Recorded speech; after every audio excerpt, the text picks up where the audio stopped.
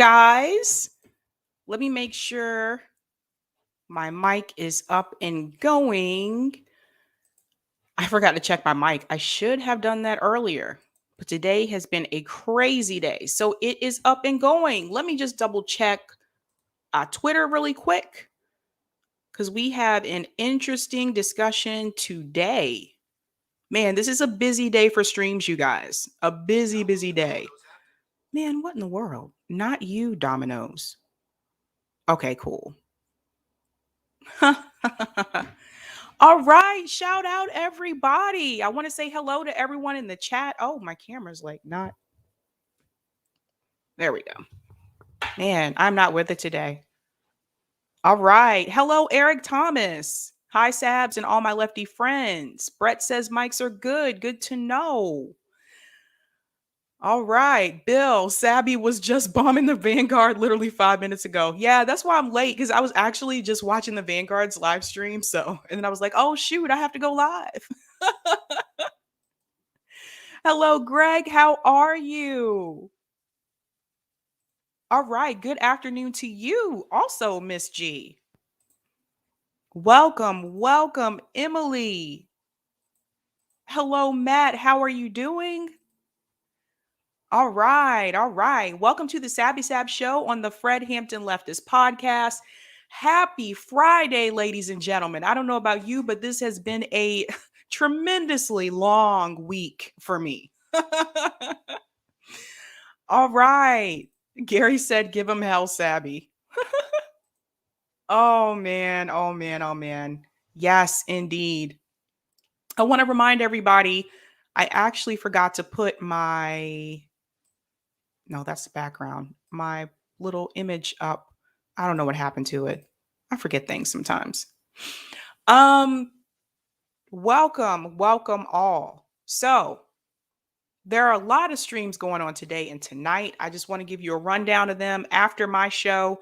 Don't forget to come back to FHL at 6 p.m. RJ is doing Revolutionary Jargon. He has special guest tonight is Nico House.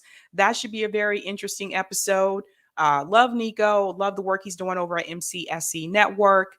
I'm going to grab my popcorn for that one. You might want to grab yours too. And then at 8 p.m. tonight, join me over at my channel.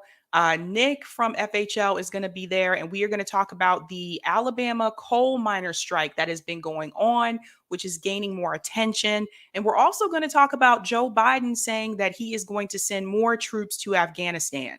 So Nick really, really, really, loves to talk about like imperialism, and we're going to get into a lot of that tonight and steps to move forward. But right now, we're going to talk about predatory lending. And I've been wanting to talk about this for a while because it's a problem that we have in this country.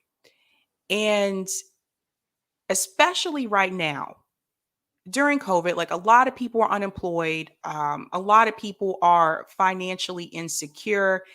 And this is where predatory lenders really like to find their prey during times of despair, during times when the economy is not going so great. This is when they really, really look to, cash in. And these companies make a lot of money off of people who a lot of times just don't know that these companies are as bad as they are. They don't know what they're getting themselves into. A lot of times people seek out help from these companies because they get into a jam or they have an unexpected expense. And we've talked to you guys about this before, about how the average American is just one paycheck away from being homeless. And so a lot of us cannot afford unexpected expenses. It could be something like you have to fix something with your car that costs like $500. It could be something like you have a medical bill that you need to pay, but you don't have health insurance.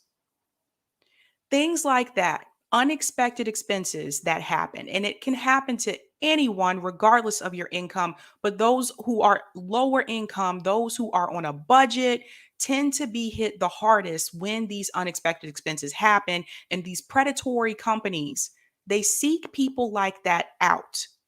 So I am going to play a little clip for you.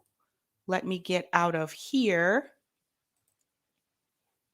Got to sign into my other thing here.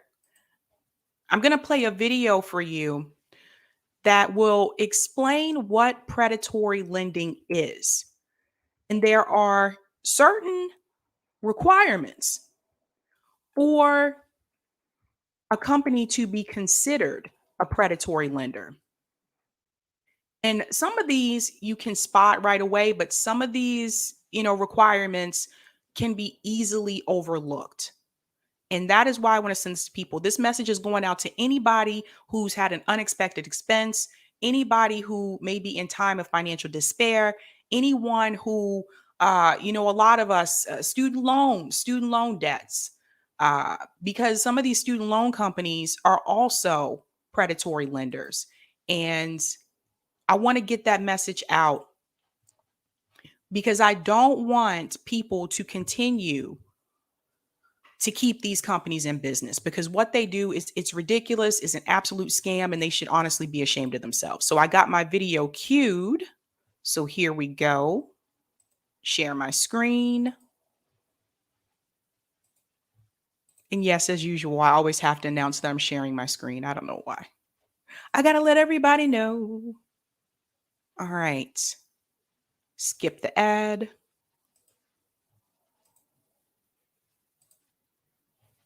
And I got to remember to mute my mic. Predatory lending occurs when a bank or financial institution takes advantage of you by charging higher than normal interest rates, unreasonable fees, and certain other charges. It can occur on many different kinds of loans and financial products. There are lots of red flags to be aware of that can be helpful in avoiding a predatory lending situation. By reading the fine print and asking questions before finalizing the loan, you can protect yourself and your family and save money. The signs of predatory lending include prepayment penalties, meaning loans that charge high fees for paying off the loan early, excessive fees, higher than average interest rates that significantly exceed competitive interest rates, exploding adjustable interest rates, encouraging consumers to repeatedly refinance a home with high fees and points for each refinance that drains a home of equity, hidden balloon payments. In other words, a large payment at the end of a loan period that may run into tens of thousands of dollars that isn't revealed upfront. Bait and switch loans, with a high interest rate and fee that is sold in place of a loan with lower rates and fees. High fees on taxed refund loans, meaning interest rates on these short-term loans can exceed 500%. There are lots of state and federal laws designed to curb predatory lending. 15 states have banned payday loans with high interest rates, while others limit the number of payday loans that can be taken out by a consumer in 1 year. The federal government also put in place new rules designed to protect home buyers from predatory lending in mortgage lending. If you believe you've been a victim of predatory lending, the Federal Department of Housing and Urban Development has online resources to help. Stay financially fit, friends.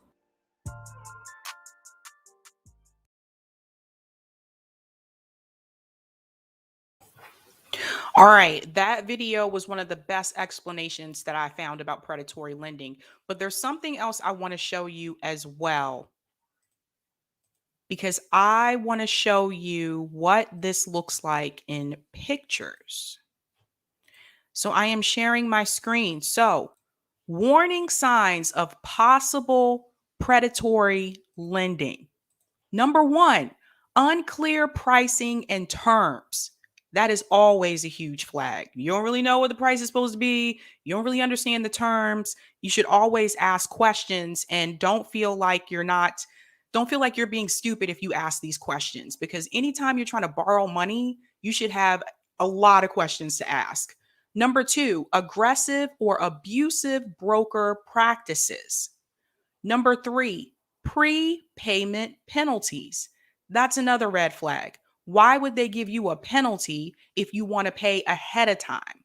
That's strange. Number 4, approval is too easy. Dude, if you can just walk in and they can just hand you a loan, they don't really ask you for much information. They don't really ask you for, oh, well, let me check your credit or anything like that. And they're like, yeah, just go ahead and take this loan. That should be a huge red flag to you. Number 5, abnormal payment structures. Number 6, short-term loans. And this right here, I don't know if you can see the picture very well, but it says payday loans, cash now. I'm going to get into that in just a second. Number 7, not willing to answer questions. So that goes back to what I told you at the very beginning. If pricing and terms are unclear, you should never be embarrassed to ask questions.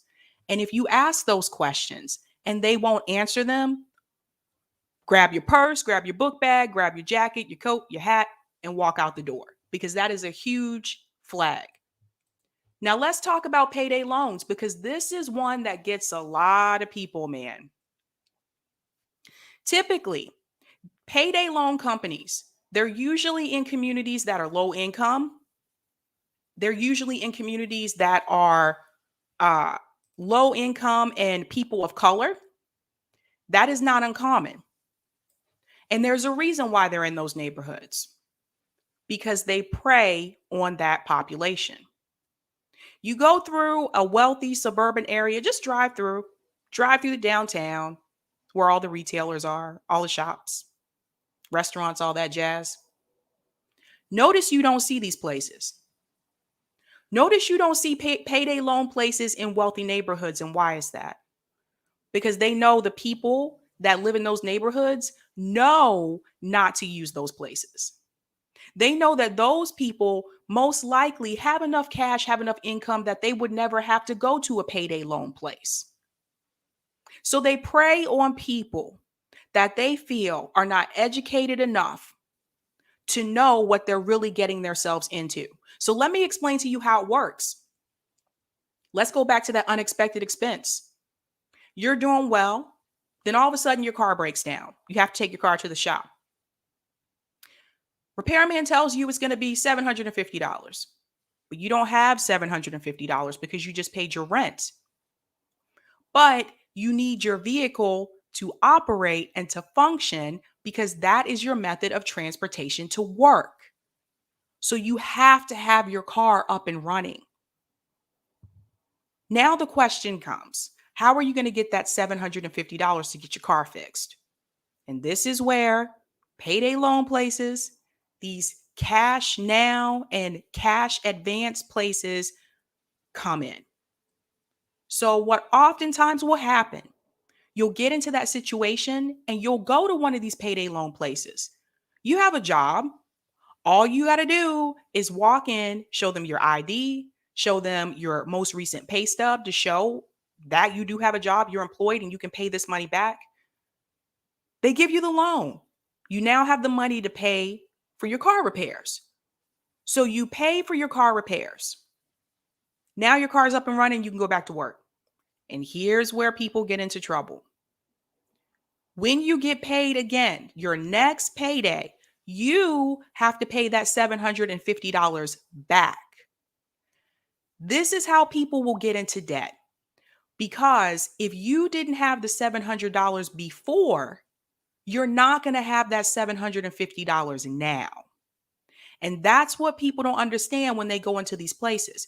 But you still have to give them that money back, because they can garnish your wages. They have all your employer information that you gave them when you walked in the first time. So you have to give that $750. So you go back to the payday loan place. You give them the $750. But now you can't pay your rent. Now you can't pay your utility bill. And this is where people will fall into this cycle. Then they'll go back to that payday loan place and they'll borrow more money so that they can pay their rent, so that they can pay their utilities. And the cycle continues and continues. And this is why you heard in the video that some states have put in restrictions on how many times you can borrow from these lenders. They will continue to give you the money. They will charge you high interest rates because you never pay back just what you owe. And you are now in a cycle of debt. And it happens to a lot of people. And this is why when people were advocating for UBI, one of the reasons was to cover if you have an unexpected expense, because a lot of people in this country can't afford to do it. Imagine having that and not having to pay that money back, just getting a monthly UBI for when these unexpected expenses happen.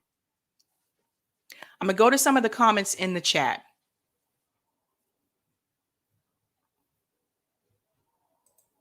Leslie said that payday loans are mostly in Black neighborhoods. Absolutely. I could take you for a walk right now in Boston. I can take you through Back Bay, Beacon Hill. I can take you over there by BU, Fenway area. And then I can take you into Roxbury. I can take you into Mattapan. I can take you into Dorchester. And you will see a lot of these places. You will see a lot of payday loan places.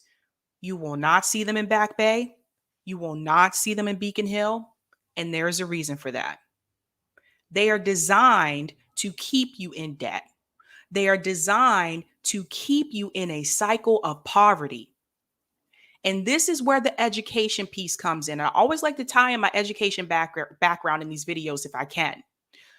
When I tell you that schools in these communities are under-resourced, they are underfunded, everything goes back to education. If you don't have the knowledge, if you don't have the education to teach you to avoid these places, to teach you about the lending practices of these places, you don't realize that when you walk in, that you are continuing to keep yourself in debt. You don't know that. You don't realize that. Everything goes back to education. And this is why we have to stop funding schools with property taxes.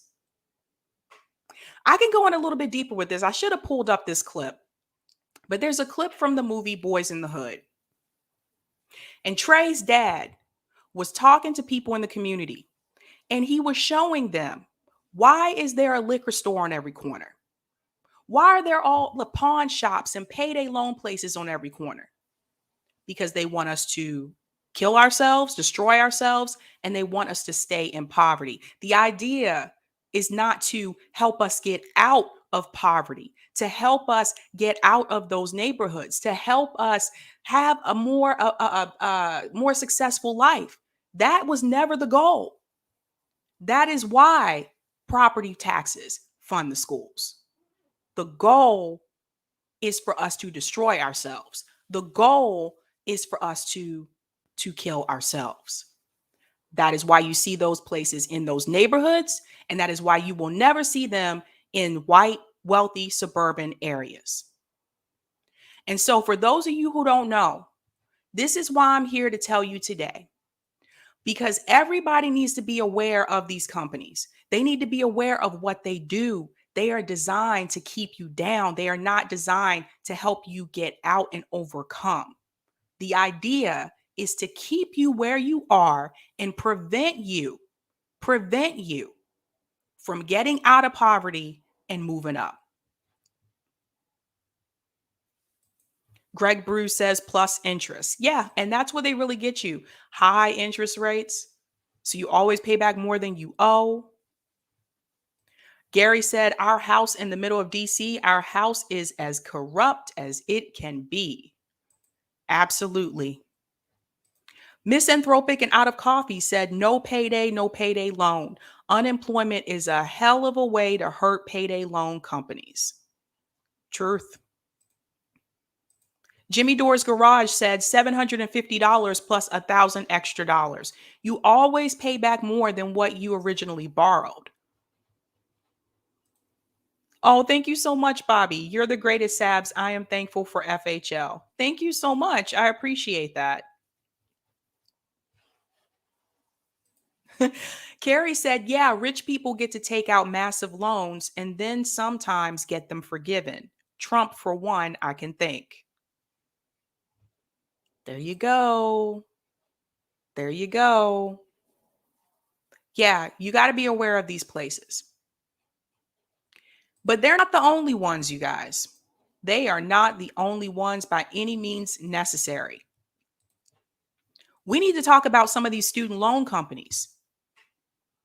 I don't know. Let me just throw out a name like Sally Mae. Sally Mae is the worst. They are one of the worst predatory loan companies for student loans in this country. Sally Mae, Navient, whatever you want to call them. Sometimes they're changing their name. It's the same company. Because you see, they charge extremely high interest rates. They usually step in when students cannot get any more loans from the federal government. They cannot receive any more unsubsidized loans or subsidized loans from the federal staffing loan. And that's where Sally Mae comes in. We can fill that gap for you. That extra bit that you didn't get from your federal Stafford loan, we can fill that gap for you. These people are horrible. I have so many stories I've heard from people about Sally Mae. A friend of mine told me that Sally Mae was calling her mom, and her mom passed away, and they were still calling the house asking for money. Sally Mae made a statement in front of me. It took everything in my body not to scream out. Employees from Sally Mae had a presentation. I can't give too much detail, but they had a presentation, and I was at that presentation, not by choice. And one of them had the audacity to say, we have people on the Hill who make sure that companies like us stay in place. Do you know, like the leftists in me, do you know how bad I wanted to scream out? But I couldn't because of where I was and because of who I was around. That drove me crazy that they made that statement.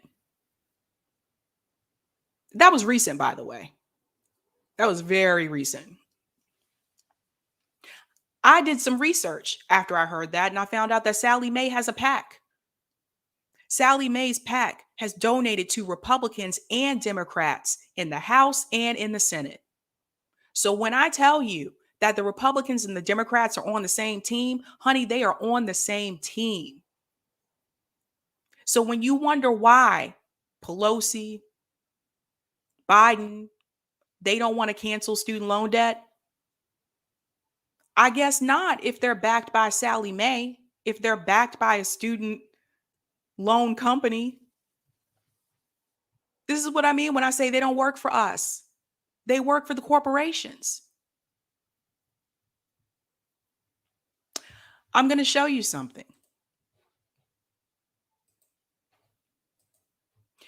Because this is interesting.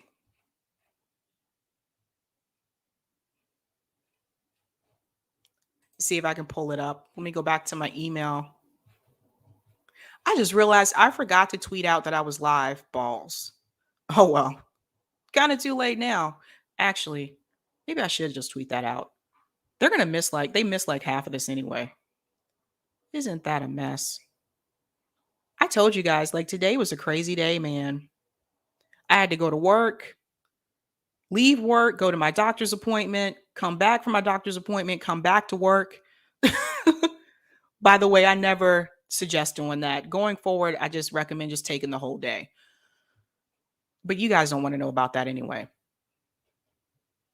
Let me pull up, see if I can pull up that Sally Mae PAC. Yeah, I found it. Here we go. Candidate recipients. Oh, yeah, I'm pulling this up. Here we go. Let me show you what's really going on with these lending companies. So this is the Sallie Mae PAC. So they have donated $67,500. This was the 2018 cycle. 25,000 to Democrats, 42,500 to Republicans. Let's scroll down. I told you they're on the same team. Let's see who got this money. I'm going to check and see if I can make this a little bit bigger. Just a little bit. All right, that's better. Patrick McHenry from North Carolina. Virginia Fox, North Carolina. Lisa Rochester, Delaware. Susan Brooks, Indiana. Henry Crawler, Texas. Brett Guthrie, Kentucky. Mia Love, Utah. Jim Cooper, Tennessee. Sean Duffy, Wisconsin. Jason Lewis, Minnesota. Sean Duffy, by the way, was a cast member on The Real World Boston, where I am, which is funny. Moving along. Daniel Lipinski, Illinois. Bobby Scott, Virginia. Amy Barra, California. Bradley Byrne, Alabama? Alaska. Alabama, I think. Drew Ferguson, Georgia. Duncan Hunter, California. Elise Stefanik, New York. Chris Stewart, Utah. Kevin McCarthy, California. That's the 2018 cycle. Let me see, how far back will it go? Oh my God, look at this, guys. Surprise, surprise. They are donating more money now. 71,500. 36,000 to Democrats, 34,500 to Republicans. Sallie Mae is now giving Democrats more money than they are giving the Republicans. Listen, dude, I'm going to put this link in the chat. Hold up. That way you guys can see this as well. By the way, this is all on Open Secrets. I highly recommend you go to Open Secrets so you can see where everyone's money is going. Let's see who's on this list. Patrick McHenry's still here. I'm going to see if I can find someone that we know. This is just hilarious to me. This is hilarious. Boom! Chris Coons from Delaware. The same Chris Coons who voted against increasing the minimum wage. Call them all out, guys. I want you to remember this when it comes time to vote for them again when they're up for election. Oh my God, what a freaking surprise. Kristen Sinema. Why am I not shocked? Here we go. Here we go. Mike Lee, Utah. Is this the second one? I ain't made it to the second list yet. Oh my God. Why does this not surprise me? Tim Scott.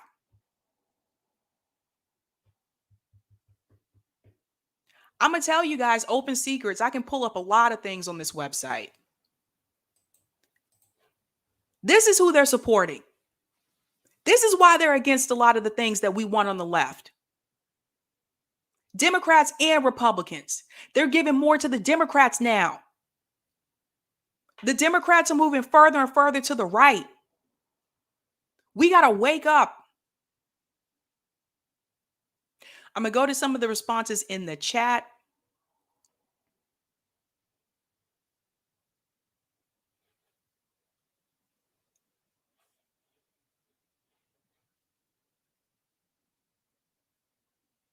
This is so funny.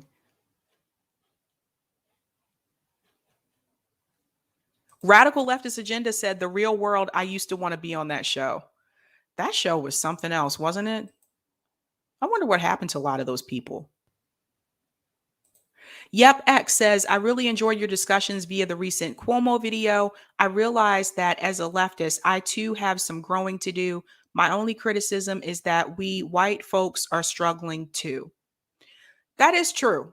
I mean, you know, low income, it's not just like Black people that, you know, live in like low income areas. And it's not all Black people that live in low income areas. There are white people that live in these areas as well. That is true.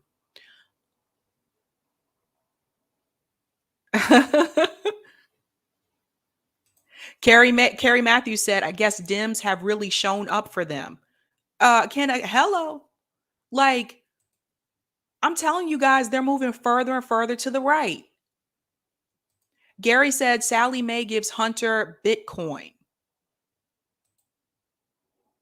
Greg said Nancy Pelosi is a Sally Mae Democrat. Oh my gosh, man. Troy said Sally got the receipts. Absolutely. Yeah. When we tell you guys that they're going further to the right, when we tell you like they're not with us, they're with like corporate donors, we already looked this information up. We've already done the research. Absolutely terrible.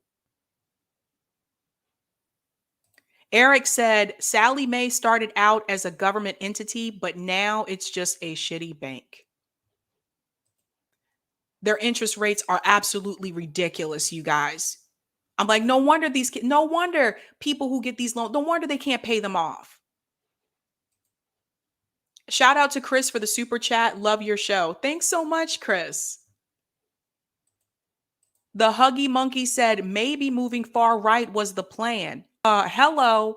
We just saw like Cory Booker jumping up, down, getting all dramatic and stuff like he does about funding the police more, giving the police more money. It's a hot mess. So, back to predatory lending, because there's something else that I want to show you. Because I told you guys this before. I don't like to just talk about the problems. I also like to talk about possible solutions. And so, this article here actually explains how to get out of it. And that's the thing I notice a lot of times. Like, people like to talk about the problems, but a lot of times people don't tell you how to prevent those problems. They don't tell you how to get out of it. They don't tell you about the possible solutions. So obviously, the number one thing that you can do here, if you are trying to avoid this, is don't go to those places. Don't, borrow money from Sally Mae. Don't go to payday loan places. Don't fall for these people that call you and say you should refinance your home. Listen, just because someone calls you and say you should refinance your home, that doesn't mean you have to do it. Don't just do it because people will call and say, well, right now is a good time for you to refinance your home. That doesn't mean you have to do it. Please seek counseling from someone before you decide to go down that road. Because I know too many people have been screwed over by that man because somebody called them and said, now's the time to refinance your home.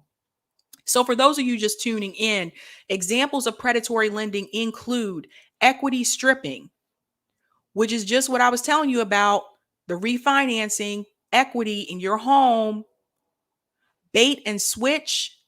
Predatory lenders will advertise amazing rates that are impossible to pass up. Your true rate, the one you can't afford, often won't kick in until a few months later. Balloon payments. Payments start small and increase incrementally as time goes by. That is absolutely horrible, and they should be ashamed of themselves. Negative amortization. You take out a loan with low monthly payments. Sounds great, right? The problem here is that the monthly payments are too low to cover the interest. And this is what gets people. A lot of times when people can't pay back these loans, it's not because of the loan itself, it's because of the interest.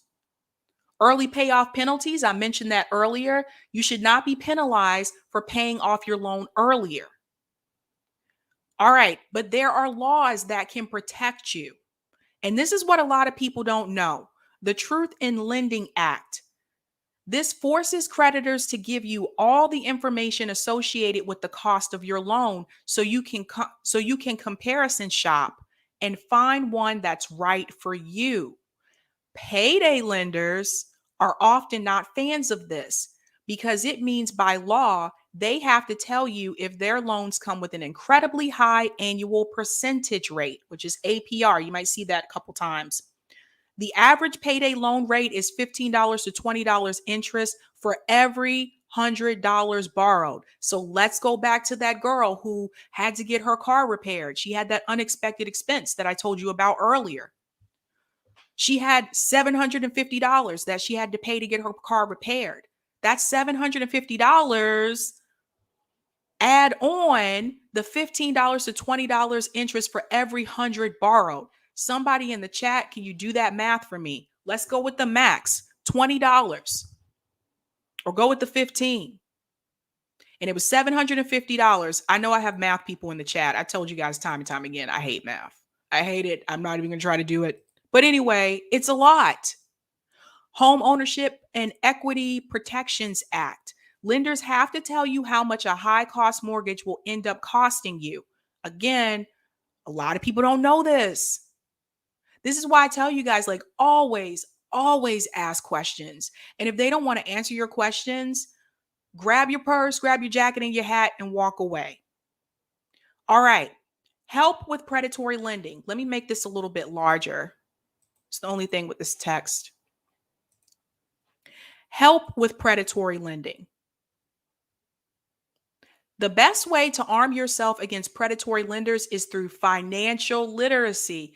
What did I tell you guys earlier on? It all goes back to education. You have to educate yourself on this. I can put the link for that after I do this.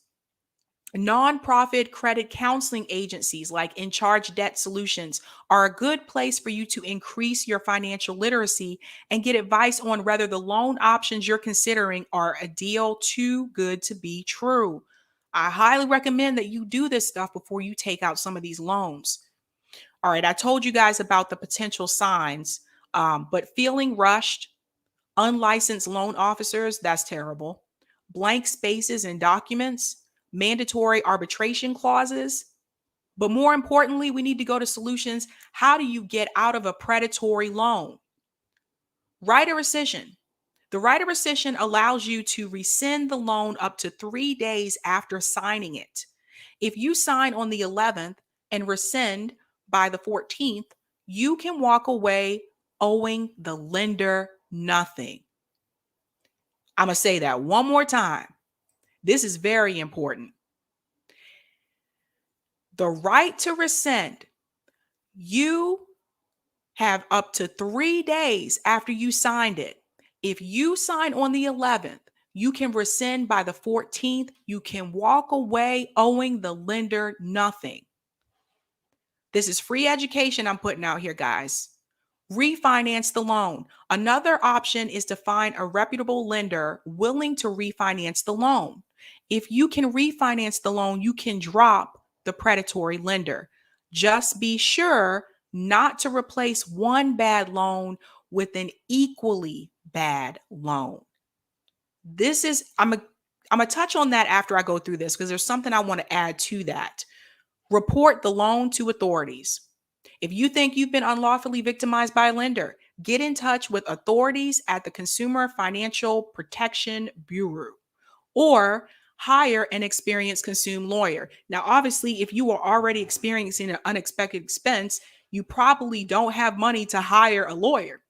And most people know that. And this is where people will just give up.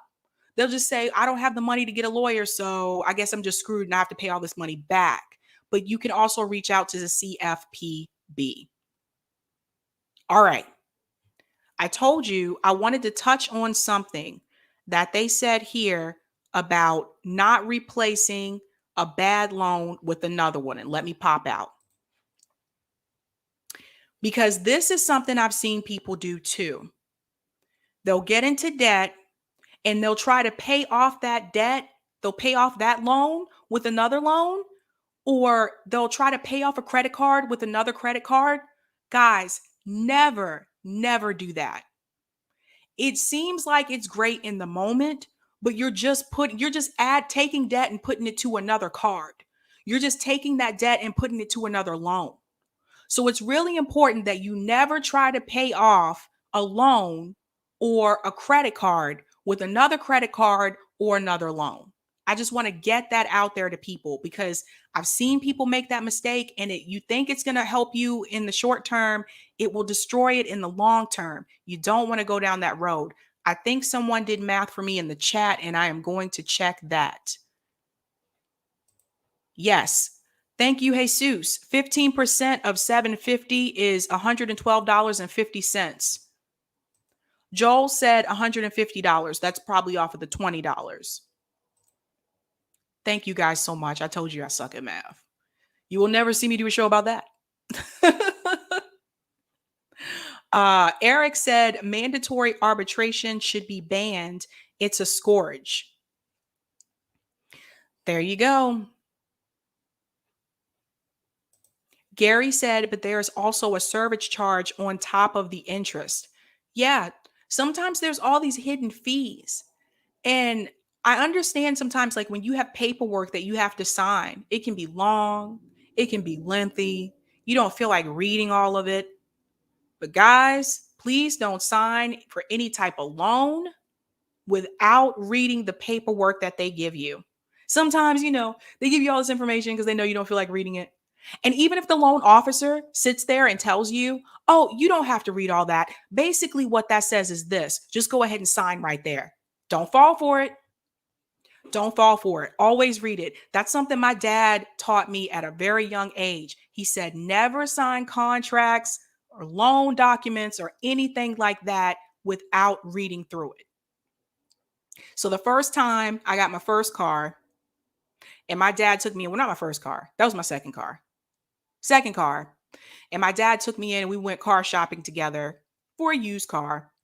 And my dad told me, even when we were sitting there, he's like, even though this is a lot to read, you and I are going to sit here and we're going to read through all of it. And it was a lot to read, but I'm glad I read it. Please don't just sign stuff, guys. Do not want you to get in a situation where you're like, I didn't know. And they can just point and say, well, it's in the documents that you signed.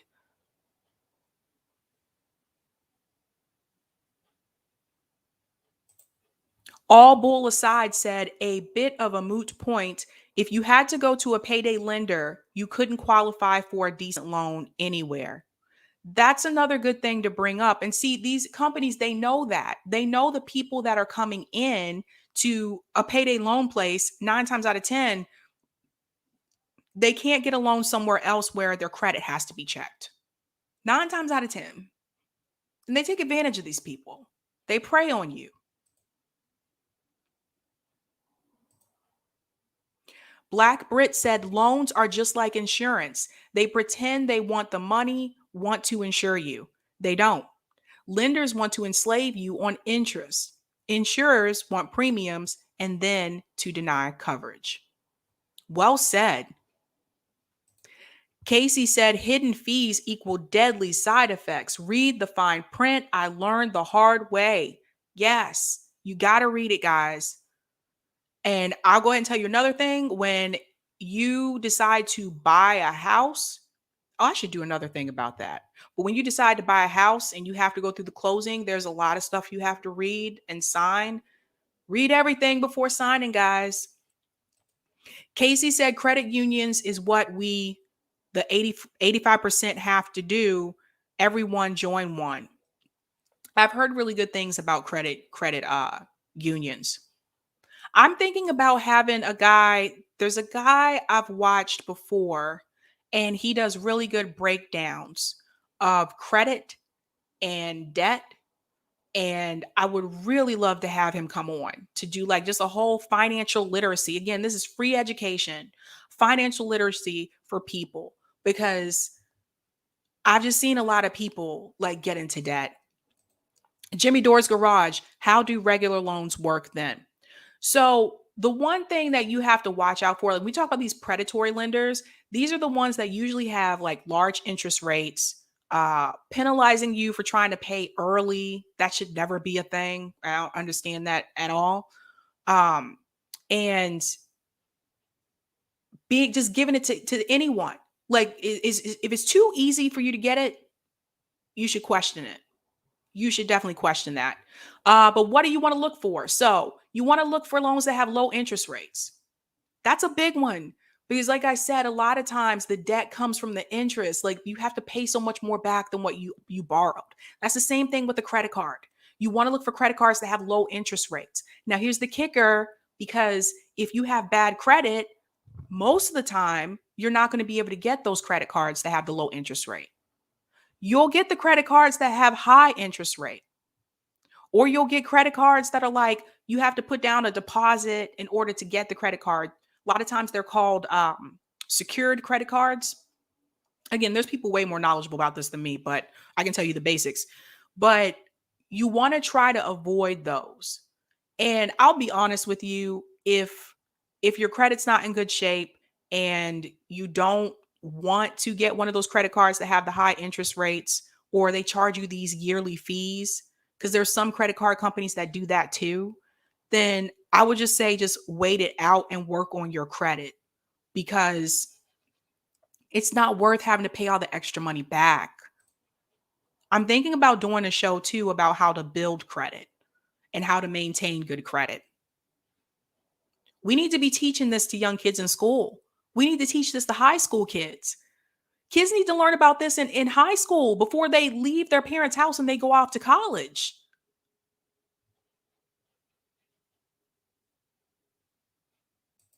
Yen, what about zero interest rates? We can have zero interest rates loans for everybody. I'm glad that you brought that up, because one of the things I learned being in a military family is that military uh, employees, a lot of times they get zero interest rates. Kind of messed up though, because you shouldn't have to work for the military industrial complex to get that. When I say zero, I mean zero. They can go buy a car, zero interest, zero down. They can buy a house, zero down. It's called the VA loan. And I get it. You know, you're working for the government, you're helping your country, but I just don't understand why you have to work for the military industrial complex to have those benefits. It's really kind of messed up when you think about it. Misanthropic and Out of Coffee said credit is the gun and debt is the bullet. Absolutely. Absolutely.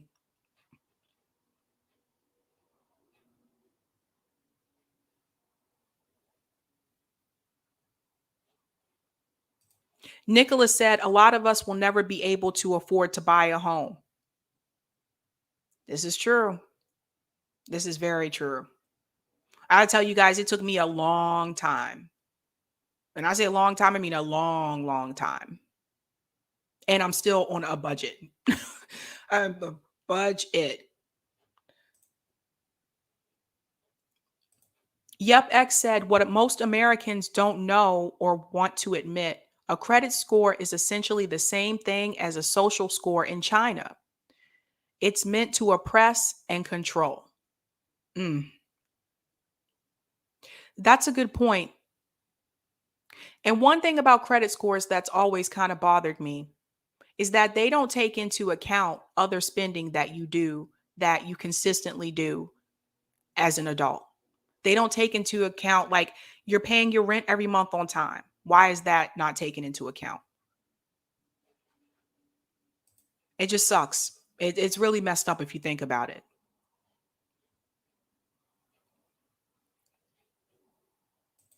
Jesus said, Sabby, that's not good advice. Secured credit cards are actually a great financial tool. Once you grasp secured credit card concept, you can create money from life insurance. So, yeah, again, I am not an expert on that, as I mentioned earlier, but I know from what I've seen is if you don't have the money, again, like, I guess you have to start somewhere, but I don't want credit. I don't want a credit card that has a high interest rate. I would never want that.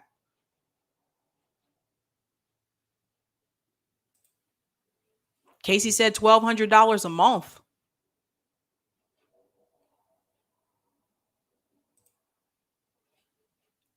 Absolutely. Absolutely. So again, we want to talk about the solution. So I gave you guys a rundown of ways that you can get out of those situations. And I'm going to put that in the chat. And the reason why I say this is because if you are already having a difficult time financially and someone tells you, well, you need to talk to a lawyer, obviously you're not going to have the money to pay for a lawyer either. But some of this information is out there online for free. And that's why I want to make sure I share this with everyone. So there's the link for that document that I showed you about the predatory, how to get out of predatory lending. It's very important.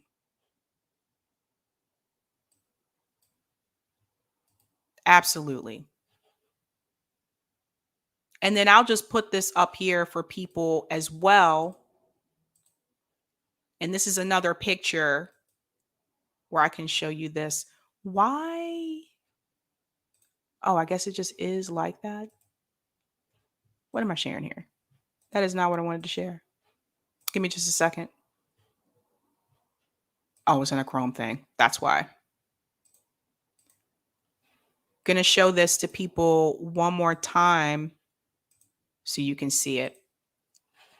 I'll make this a little bit bigger if I can. I guess I can. Again, here's a quick rundown. What is predatory lending? High interest loans, outrageous fees, high pressure salespeople. That's always a red flag anywhere you go. You go to a car dealership, you go to the furniture store. I always run from those people. Unaffordable repayment terms, harassing collection tactics. That's Sally Mae. That is Sally Mae. Deceptive advertisement and practices. So you want to be aware of these things. And again, like I said, if you don't read through all the paperwork that they give you, you can easily miss some of these things. But the interest is usually the one that will jump out.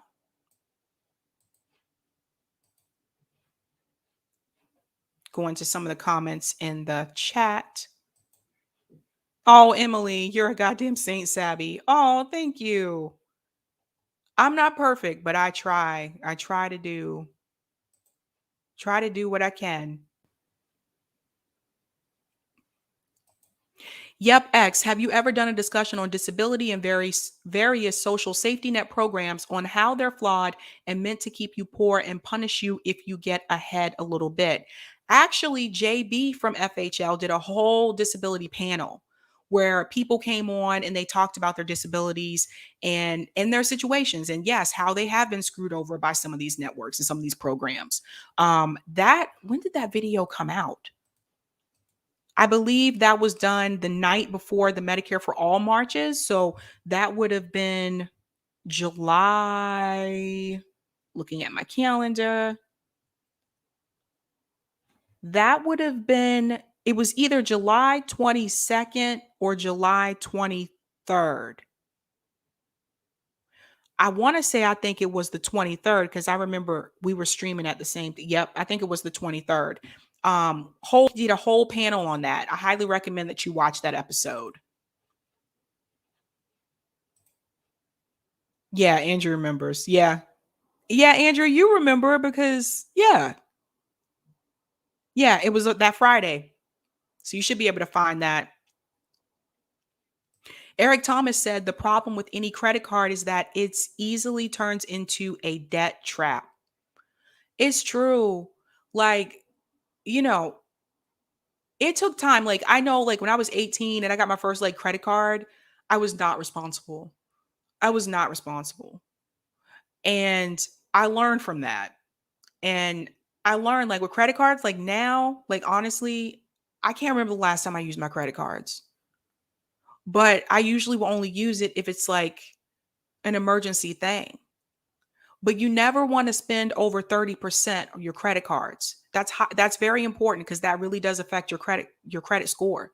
So there are websites that you can use that will show you how much percentage you're actually spending on your credit cards.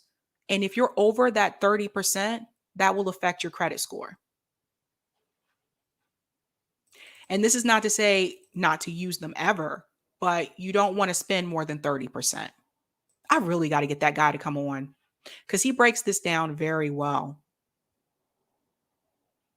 Harry said, if you divide 72 by the annual compounding rate of interest on a debt, that gives you how many years it takes for your debt to double. E.g., a debt with 10% compounding APR doubles every 7.2 years. Harry, I'm going to start going to you for some of this stuff too. Thanks so much. It's good to know. Yeah, absolutely. Troy said Nader spoke of predatory lending throughout his runs for president. Man, Ralph Nader, man. Ralph Nader. People should listen to him more. You know that Ralph Nader said that he reached out to the squad if they needed advice and none of them contacted him? Yep. Yep. Oh, the little things you know.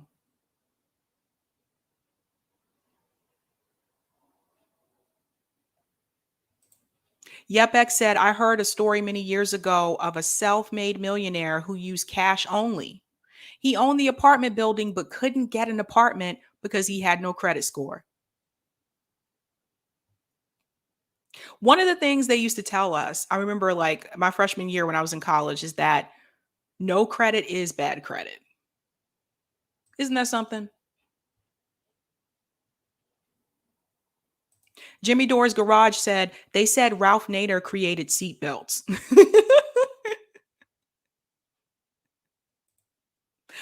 Whipple Dingle said Nader's podcast is excellent most of the time. Yeah, spot on, man. Spot on.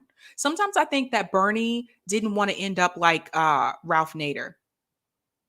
How the Dems basically just like, let's just pretend like Ralph Nader doesn't exist. That's another topic for another time. Yep, Jesus is correct. 30% of your credit limit should be your max limit and keep your credit card spending under 10% of credit. Absolutely. Absolutely. That's why I told you guys I don't even use, I cannot remember the last time I used my credit cards. I really can't.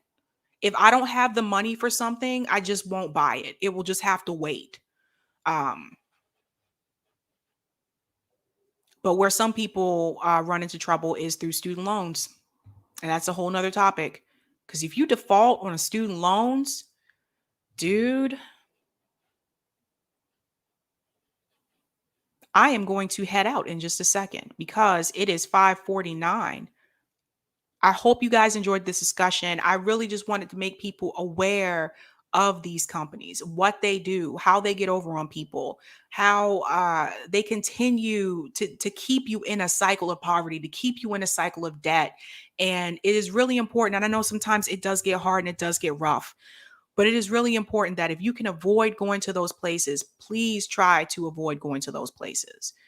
I know not everybody can do that, but this is where we have to come in as a community and help people and offer our help to people. If you have someone in your community, your neighborhood, and their car's in the shop and they can't get to work and they need a ride, offer to carpool. When I worked at MIT, we had a carpooling program. It's really cool. Like some coworkers would carpool with each other. Helps a lot. It saves on gas. It helps on like, I mean, we have to reach out to each other and help our neighbors, you guys. We have to help people in our community. Yep. Marson said, this is actually a sad truth. Welcome to capitalism, baby. Freedom. Haha. You have two political parties and 30 different types of cereal to choose from. Freedom. I like that. Thanks for school, Sabby. Oh, you are welcome. Anytime. I love to educate people. Love you too, Lila. Hello. Lila is a Sabby Sabs member, you guys. All right, guys, I am going to head out. Again, come back to FHL at 6 p.m. RJ is doing Revolutionary Jargon. His special guest is Nico House. Grab your popcorn, grab your tea, grab a cocktail, have fun and enjoy that. And you can catch me at 8 o'clock Eastern Standard Time tonight. Nick from FHL is going to be on my channel. We are going to talk about the coal miner strike that's going on in Alabama. And we're also going to discuss Biden sending troops, more troops to Afghanistan. So that should be a pretty good discussion. Happy Friday, ladies and gentlemen.